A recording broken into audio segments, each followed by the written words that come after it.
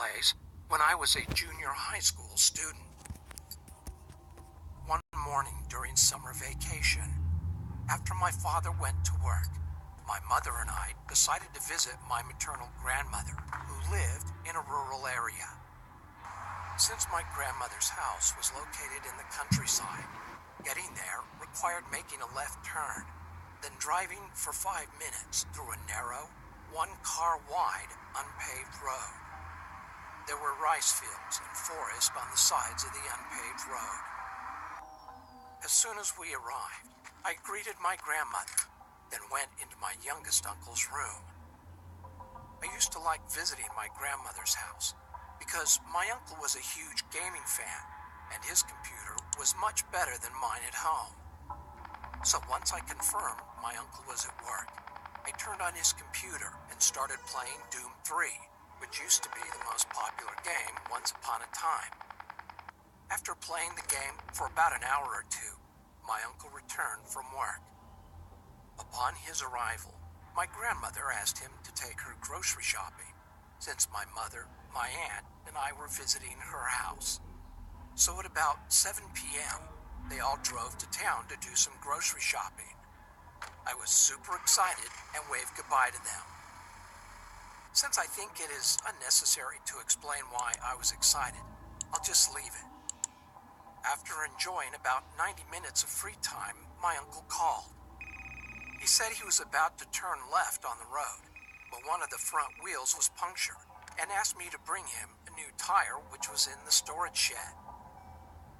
As I said before, after making that left turn, it took about 5 minutes to drive through a narrow, unpaved single-lane road to see my grandmother's house, but it took about 20 to 30 minutes on foot.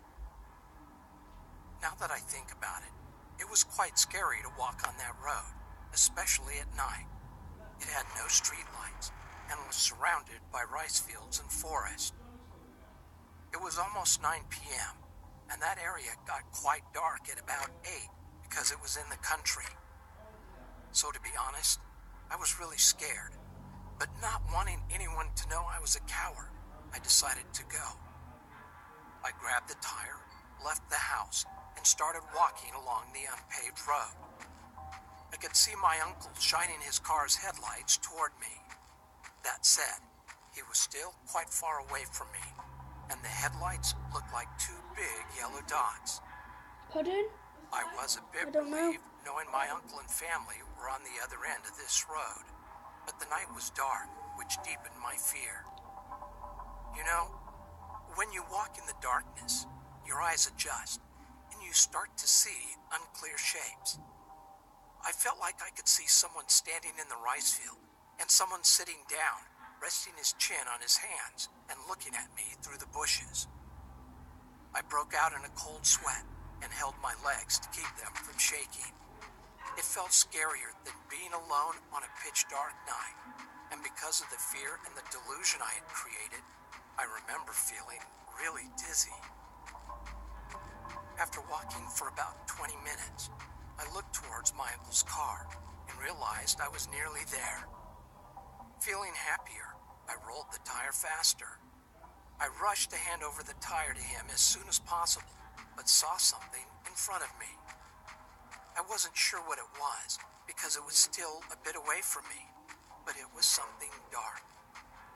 Suddenly, I felt strange and slowed down. Since I wanted to determine what it was while still having some distance, I strained my head and neck trying to look carefully, but it was too dark. Although I was scared, I started to walk again, thinking, nothing is going to happen because I have my uncle and family about 300 meters away. But when I got closer to it, I stopped because it became clearly visible. It was an old woman squatting with her mouth open, looking at the rice fields. I could only see the side of her face, but my whole body shivered because her blank facial expression with her mouth open was now clearly visible in the darkness. Without realizing it, I walked really close to the old woman. For reasons I don't understand, walking by without saying anything seemed even scarier, so I started talking to her. With a frightened voice, I asked, "Excuse me, what are you doing here at night?" But she did not respond and kept looking at the rice field. On the verge of crying, I shouted, "Excuse me!" She then looked at me, and I felt my heart tightening.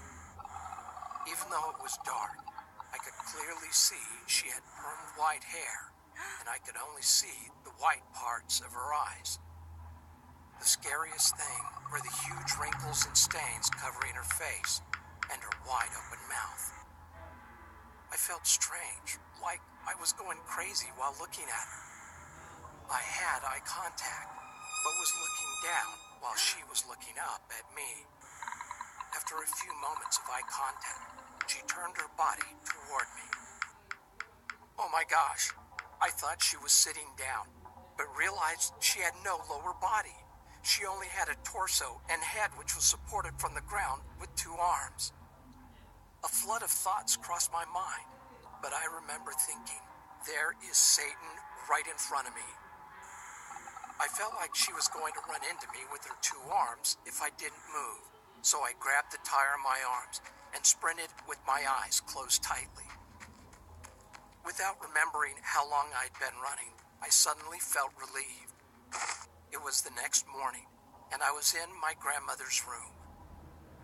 When I asked my mother what happened, she said she was waiting for me in the car and saw me sprinting with my head down, holding the tire in my arms, and suddenly fell off the road, causing my family to come out of the car in shock. After listening to my mother, I told her and my other family members what I went through.